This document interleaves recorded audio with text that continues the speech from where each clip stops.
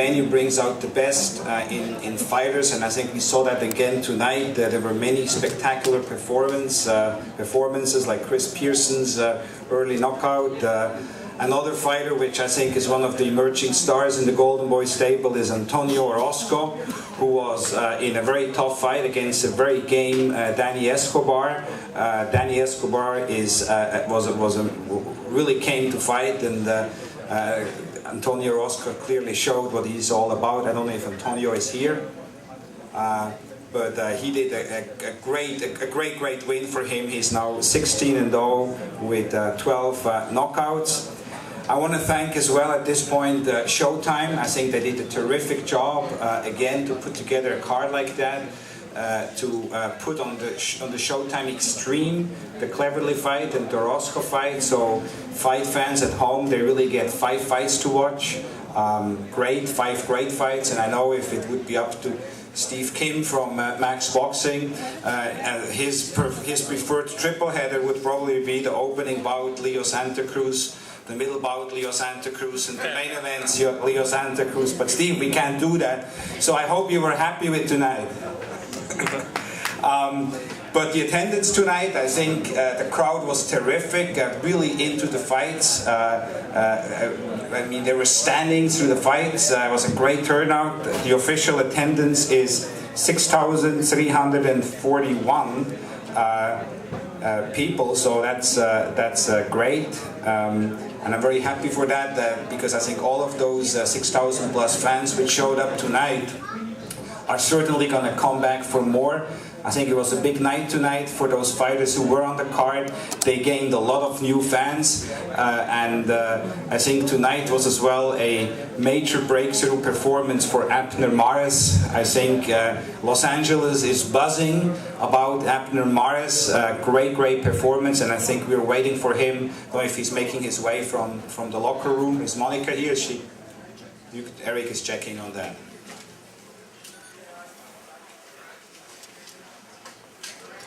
I don't know if Steven Espinoza is here, if he has some Showtime programming notes.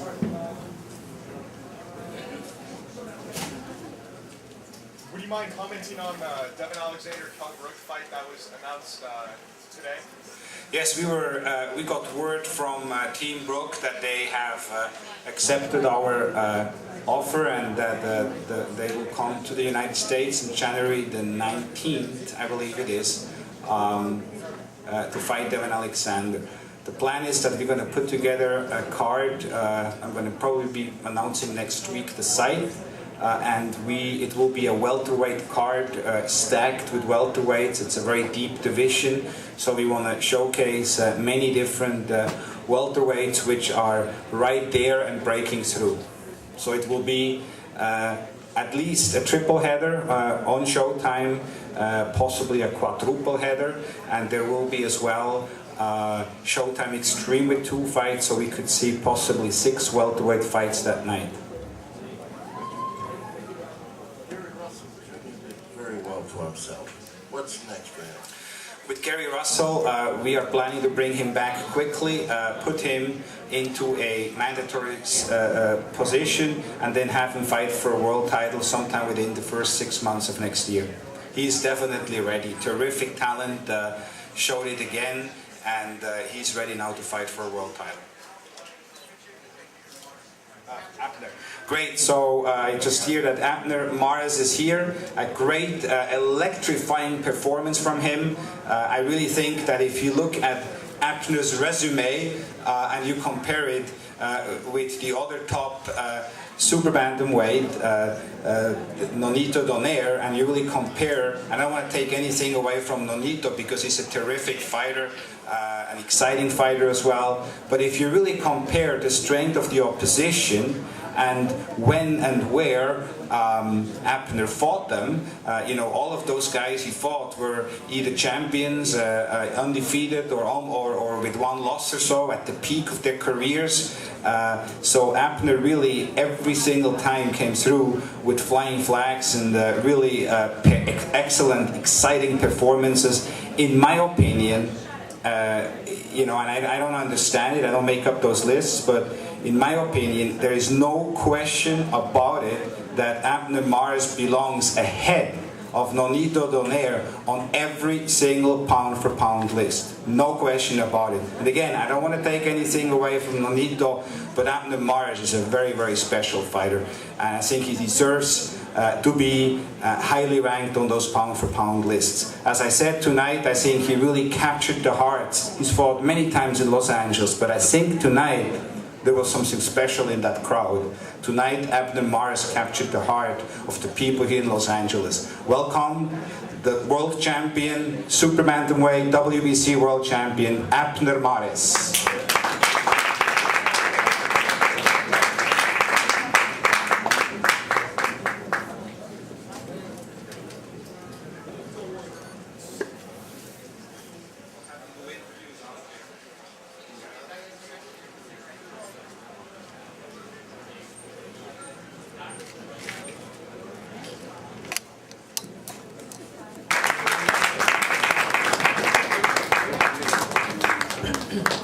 Thank you, everyone.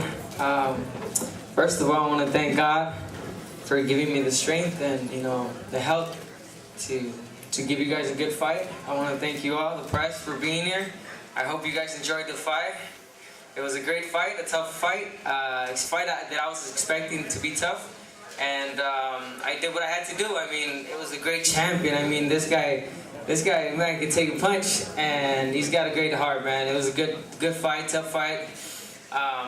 I fought my heart off, and like I told you guys, I leave everything in the ring, and I'm ready to move on. Thank God I'm still the champion, and I'm ready to fight whoever. Congratulations on your win. First of all, give me your thoughts on your dominant performance. I personally I thought it was gonna be a tougher fight for you, but you proved all of us wrong with a dominant performance. Thank you. No, believe me, I had my doubts too. There was times I closed my eyes and picture a tough fight, and Anselmo Moreno running. I always thought it was gonna be that fight, and it was. Anselmo Moreno trying to box me, trying to move a lot. That's his style, and he tried to do that, but. Thank God we stick to our plan. We pressured him. We made him feel uncomfortable, and we just worked that body. Abner, in that eighth round, Abner, in that eighth round, when you were in the corner, kind of waving him on and kind of letting him hit you, and then you came back. What was going on there, and how personal did this fight get? It seemed like you were kind of irritated with him on several occasions. No, not really. It wasn't nothing personal. It was just the hype. I was trying to make it a more entertaining fight. I know the crowd got into it, and I felt that every time he was throwing that overhand left, I'm sorry, he was opening up, and I had a chance to get him with that hook, and eventually it happened. I got him a few times, but not enough to hurt him. But again, a good round. Abner, congratulations on the win. A couple of weeks ago, we talked about the technical aspects of fighting southpaw. Was this fight tougher technically or physically for you in there? Technically, no doubt. I mean, this is a dominant fighter, a really technical fighter. It took me off my game plan a couple of times. I got frustrated, like I knew I would. But I got a great corner, a corner that always kept me poised. They told me to stay calm, don't lose my head, and luckily I did it. Abner, así en pocas palabras, ¿qué te pareció la pelea? Y la segunda es, ahora sí ya tienes camino libre para enfrentar al ganador de Arce Donaire. Bueno, pues me pareció una pelea muy dura, fue una pelea complicada, pero bueno, pues sin duda es la pelea que tenemos que hacer. Grito a los cuatro vientos, quiero la pelea ante Nonito Donaire, ojalá se pueda hacer. No hay otra pelea, yo ya enfrenté a todo lo mejor y el único que me queda es Nonito Donaire, no hay otro. Abner, you mentioned that you would walk to top rank offices to get the Donaire fight. When do you plan on doing that? We'll probably not walk. It's a long walk to Vegas, but